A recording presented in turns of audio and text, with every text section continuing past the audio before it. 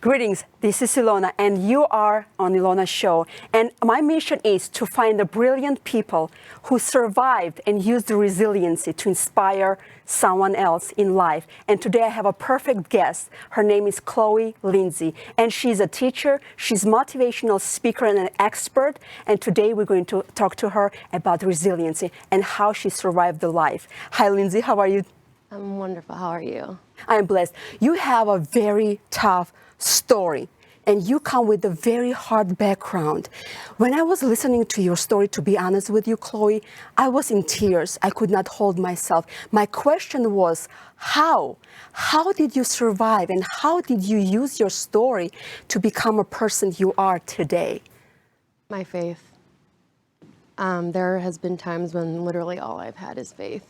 And He's just gave me this masterpiece of a journey, you know, the contrast, the good and the bad, and everything in between. And it's just led me to the most extraordinary place, dreams that I've had since I was a child. God put this on me as a child, that this is what I'd be doing. And I never thought possible in my life because of this, you know, of my story. I never thought that could be a thing, but going from surviving to thriving, and I can't wait to help others do the same. You have a very tough upbringing. Yeah. And you almost didn't have a childhood. So tell me, what did it look like? I've lost both of my parents. I lost them by the time I was 28. My dad choked to death when I was 13, and I tried to revive him. I didn't know how. And then my mom, she died in a terrible car accident in 2018. I take care of my handicapped brother who's in a wheelchair, and I have since I was about 7 years old. My dad, he was a drug addict, and he would leave, and mom would be working, and I would be taking care of my handicapped brother. It would just be me and him. So since I was 7, I've been caregiving for somebody. And by the time I turned 17, I became a CNA so that I could help the elderly and disabled. I've worked in hospice, hospitals, nursing homes, houses. I've done it all.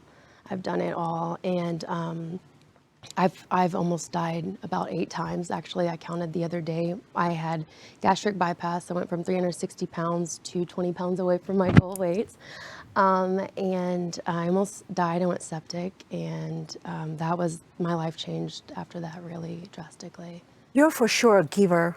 You share your heart, and it looks like you give to others. So let me ask you, what's for you? What do you want to achieve? I know you put yourself in the last, but there's some kind of drive and a fire inside of you. So tell us what this fire wants you to do, to accomplish in life.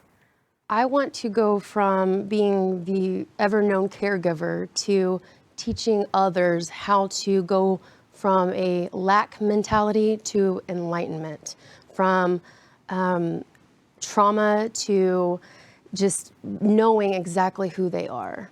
And I have the tools and the techniques and the ability to do all of that, because that's just a little glimpse of the things that I've gone through. And I admire you, what you do.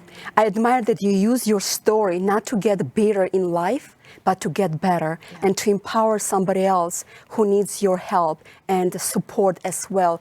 So if I ask you this, what is happiness looks like to you?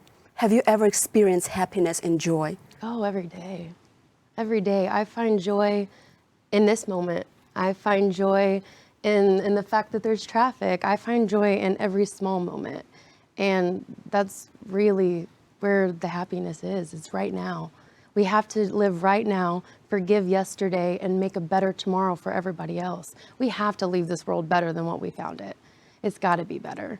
And I am a change maker, and I'm ready to answer that call. And I'm just wondering who is with me to answer that call. We've got to leave this world better than we found it. What would you tell to the people out there who are struggling, who maybe go through the same situation as you have, lost their parents, you know, having the trouble, for example, and, you know, trying to take care of somebody else, who maybe forgot about their dreams? How would you want to inspire them, not just inspire, but also empower them into actions? This is where I go to every time. I say, who's always been there for you? Who's always been by your side when everybody else has left? Who has always been there? You. So why would you treat you any less than? Give you the love that you give to everybody else. What you seek from others is what yourself is begging from you. Give that to you.